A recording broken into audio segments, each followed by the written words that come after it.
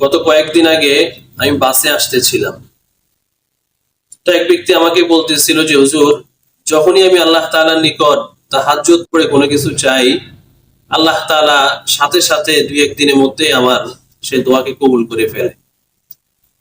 তো ওনার এই কথাটা শুনে আমার কোরআনের ওই আয়াতের কথা মনে হলো। আল্লাহ তাআলা বলতেছেন যে উদউনি আস্তাজিব লাকুম, তোমরা আমার নিকট চাও, আমাকে ডাকো, আমি তোমাদের ডাকে সাড়া দিব।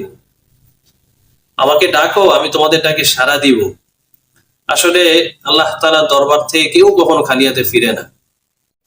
আল্লাহ তাআলা সর্বদা অপেক্ষায় থাকে যে কখন বান্দারা আমার নিকট যাবে আর আমি বান্দাদেরকে দিব।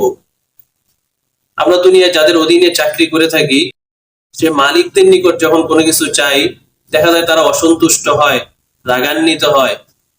আর আল্লাহ রাসূল সাল্লাল্লাহু আলাইহি ওয়াসাল্লাম বলতেছেন, মাল্লাম ইয়াসারিল্লাহ ফালিয়াগদাব, যে ব্যক্তি আল্লাহ তাআলার নিকট চায় না, আল্লাহ তাআলা তার প্রতি রাগান্বিত হয়। যে চায় না, তার প্রতি আল্লাহ তাআলা রাগান্বিত হয়।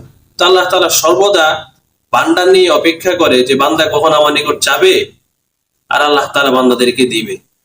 অন্য এক হাদিস আল্লাহ রাসূল সাল্লাল্লাহু আলাইহি ওয়াসাল্লাম বলেন যে তাহাজ্জুদের সময় যখন হয়, তখন আল্লাহ তাআলা দুনিয়ার আসমানে আসে আর মানুষদেরকে উদ্দেশ্য করে আল্লাহ তাআলা বলতে থাকে, আলা মিন মুস্তারজিকিন ফারজুকালা, আছো কি এমন কেউ যার রিজিকের অভাব, আমার নিকট চাও, আমি তার রিজিকের অভাবকে দূর করে দিব।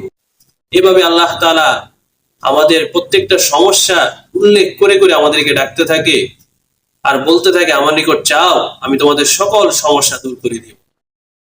জন্য আমাদের উচিত আমাদের প্রত্যেকটা সমস্যা, প্রত্যেকটা হাজত, প্রত্যেকটা প্রয়োজন আল্লাহ তাআলার দরবারে পেশ করা, আল্লাহ তাআলার নিকট চাওয়া এবং ধৈর্য ধরে অপেক্ষা করা।